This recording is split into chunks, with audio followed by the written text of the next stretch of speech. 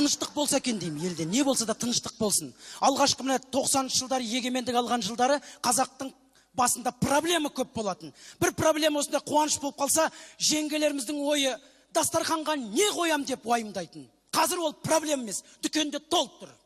2000-ші жылдардың басында қай мейрамханаға той жасайын дейтін проблема болатын. Ол да шешілді қазір. Мейрамханадан көп нәрсе жоқ. Ал қазіргі уақытта ойлайсың, жоқ шығар десең бар екен. Қазіргі уақытта қазақ той жасаса, бір проблема ол кімді кіммен отырғызам дейді. Ол да проблема шынымен. Мәкеңді қонаққа шақырады. Мәкеңді қай столға отырғызам? Мәкеңді мына столға отырғызайын. Ол сәкеңмен араласпайды. Жақсы, Мәкеңді мына столға отырғызайын. Мәкең нағашыларымен отыра ма? Жақсы, Мәкеңді мен мына столға отырғызайын. Мәкең құдаларымен отырып қалды. Мәкеңді бүкіл столға отырғызып шығамыз. Мәкең қай столға отырады деп, сол Мәкеңе бола бір стол дайындаймыз. Айналасына, Мәкеңнің айналасына таныс адамдарын шақырамыз. Өзіңе қатысы жоқ. Қазақтың даласында той көп, Аллаға шүкір. Той көп болған жақсы ғой. Бірақ қазақтар қазір тойдан шаршаған дейді. Жұмыста демалады екен қазір. Кешкі 6-ға дейін жұмыста отырып демалады. Сосын кешкі 6-та тойға барады. Бір қағазға қол қойдырайын деп барсаң, айтады, қыздар отырады кіре берсе. Просили не беспокоить. Демалып жатыр дейді. Міне осындай. Бұрын мен таңғалам. Бұрын қиын заманда қазіргі балдар енді бақытты ғой әйтеуір. Не керек? iPhone, iPad-та ашық қалған кезде кәдім шашып тастайды. Өзіміз әлі түсінбей жүреміз. Міне бірдеңе нәрсесін даже. Балдар ішінде кіріп кетті. Қазіргі балдар ақылды. Бұрын біздер балдар. Бірақ біздің кезімізде де бір керемет болған секілді. Бізде цель болатын. Біз мына тойға, қуанышқа барсақ, бірақ оймен баратынбыз. Шашу терсек деп. 1 сентябрьге дайындап қойған киіміңді киіп аласың. Сосын шашу теруге барамыз. Шашу тергенде де кәдімгі на старте тұрасың. Алдыңа ешкім шығып кетпесе екен деп. Қазіргі балдар шашу термейді. Термейді. Әжелер бит өздері шашатта, өздері теріп жүреді. Алсаңдаршы мынаны құрғырды, мынаны алсаңдар, сен де құрды опал ғой деп өздері. Балдар қарап тұрады. Ішіне қазір ақша салып қоятын бол. 100 теңге, 50 теңге. Онда алмайды. Мелочь деп қояды. Ойбай ау, біз баяғыда шашу терген кезде кәдімгідей бір жоққандай еді бізде. Бейтіп тұрып, шашуды әжеміз шашады. Шашу жерге түспейді. Вот қандай еді. Енді бір дұрысталатын уақытымыз келген шығар деп ойлаймын. Тілімізді, дінімізді дұрыстайтын уақыт. Тіл демекші өзіміз қазақ тіл деп бүкіл жерге жазып қоямыз да, орысшасы болмаса түсінбейміз. Ауруханаға барып қалсаң, массаж деп тұрады. Астында қазақша жазып тұрады.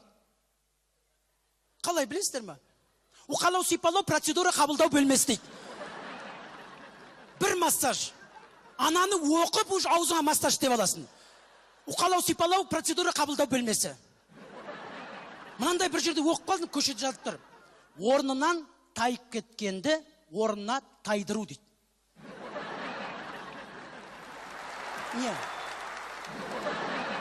Анаған оқып тұрасың. Астында орысша жазылып тұр, әйтеуір түсіндік. Сөйтсем ол жігіттер жағы білетін шығар, развал схождение. Орнынан тайып кеткенді тайып орнына келдіру.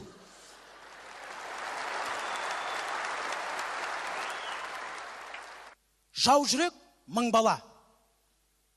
Кинода қанша бала? Тарбағатайдан 3, Ақжайықтан 4, Жетісудан 2, барлығын қосқанда 27 бала. Қалған 973 бала қайда?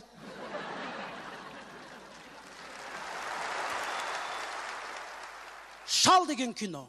Негіз ол кемпір мен шал екен. Кемпірді алып тастады. Мен алып тастады.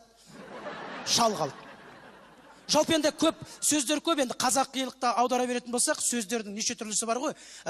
Ел ішінде болсын, сыртында болсын. Мен қазір осы алдағы уақытта Экспо 2017 келе жатыр. Сондықтан да ел барлығымыз қазір бірдеңе ұсынуымыз керек. Елді таңғалдыруымыз керек. Әлемді таңғалдырайық. Мысалы, мынандай машина ойлап табайық. Міне керемет міне. Бәрі айтсам, не деген машина, немен жүреді десе, сорпамен жүреді деп.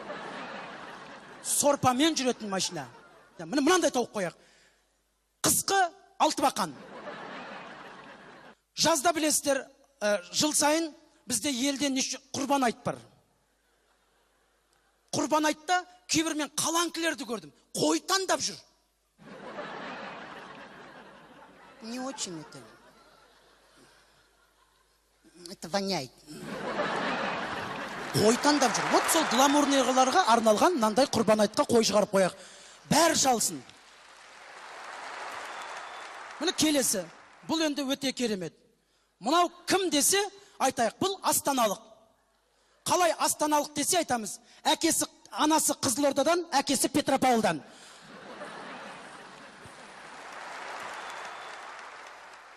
Жалпы енді Экспо 2017-ге біз қазақ енді 2017 той жасайтын шығармыз деп ойлаймын. Мен жалпы той дегенде осы қуанышта осында арқа өңіріне, жалпы осы орталық Қазақстанға келгенде көзім мына орталықта, мына шығысқа қарай, жалпы мына солтүстікке қарай дастархандағы етті айтсаңыздаршы. Вот ет. Біздің жақта ет жеп жүрміз бе десек, бүйтсем мұн жақта ет. Ет деген кәдімгі бұлай ет. Анасы дастарханға салып отырған кезде жеңгелерім үстіне бүйтіп кәдімгідей лего құрап отырған секілді қояды кәдімгі бар ғой. Үстіне қойып, үстіне бүйтіп шұжығын бүйтіп пунк деп қойып қояды кәдімгі елкінің кәдімгі жұлдызы секілді. Сосын оны көтеретін адамдар бар кәдімгі. Екінің бірі оны көтере алмайды. Оны көтеріп жатырған адамдарды көрсеңіздер, түрлерін.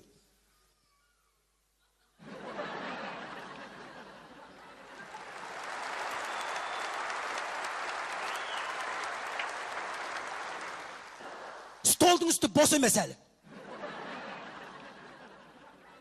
Қояды, ох деп барлығы ет. А бізде батыста да бар енді ет. Ну енді мынандай емес енді. Мынандай енді. Мынандай ет. Оны қышталып келеді енді.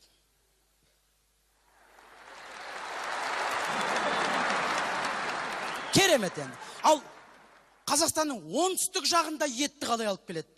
Білесіздер ме?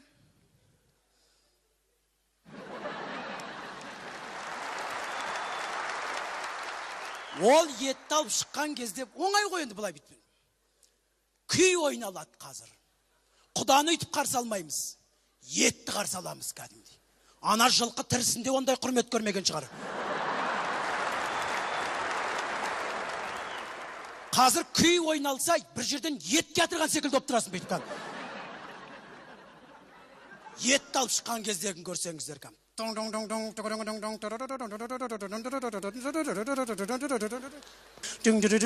алып көреді dey.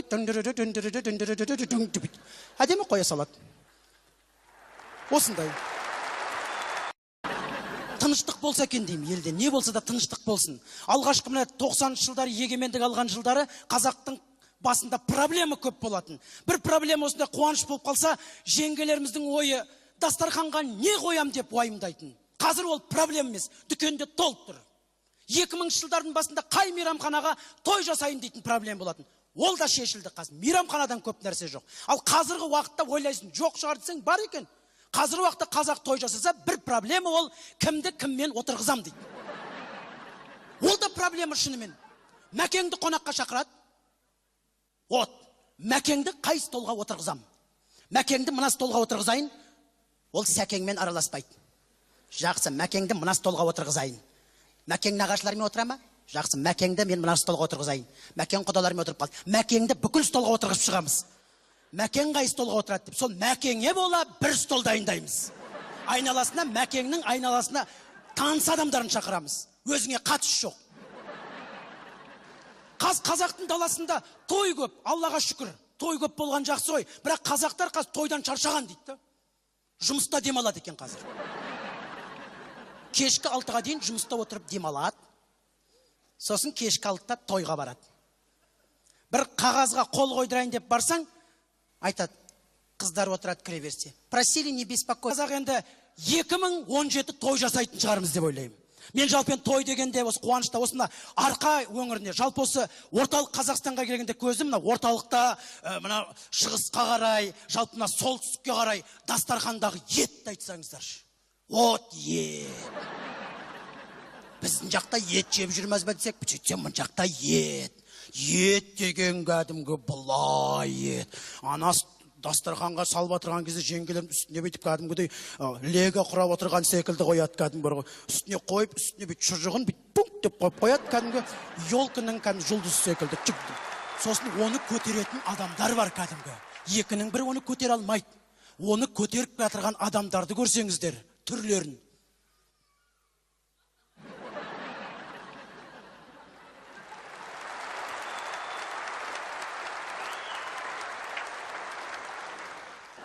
Столдың үсті бос емес әлі. Қояды, ох деп барлығы ет. А бізде батыста да бар енді ет. Ну енді мынандай емес енді. Мынандай енді. Мынандай ет. Оны қышталып келеді енді.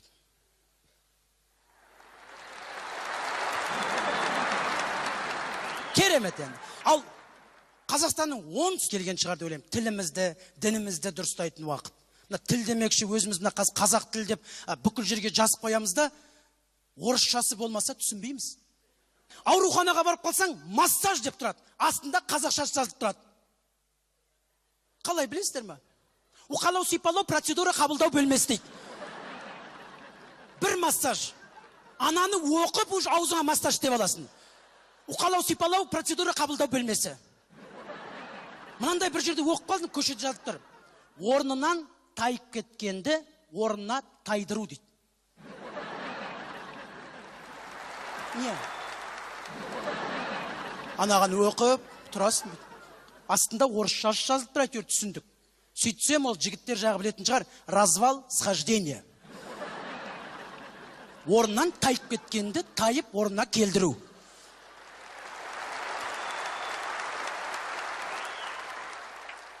Жау жүрек мың бала. А кинода қанша бала? Тарбағатайдан 3, Ақжайықтан 4, Жетісудан 2, барлығын қосқанда 27 бала. А қалған 973 бала қайда?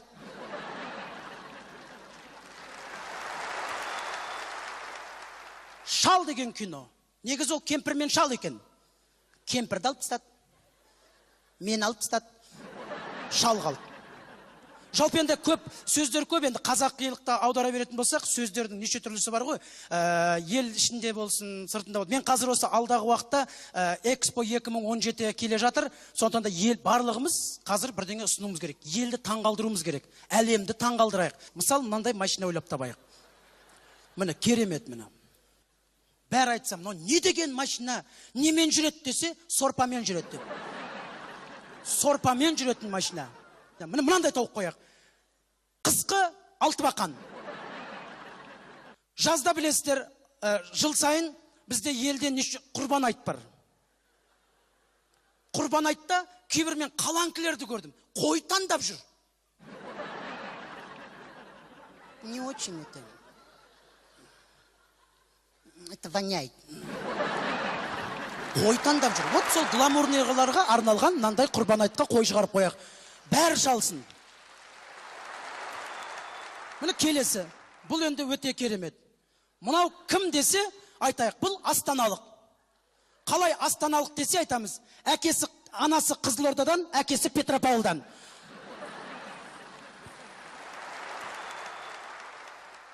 Жалпы енді Экспо 2017-ге біз демалып жатыр дейді.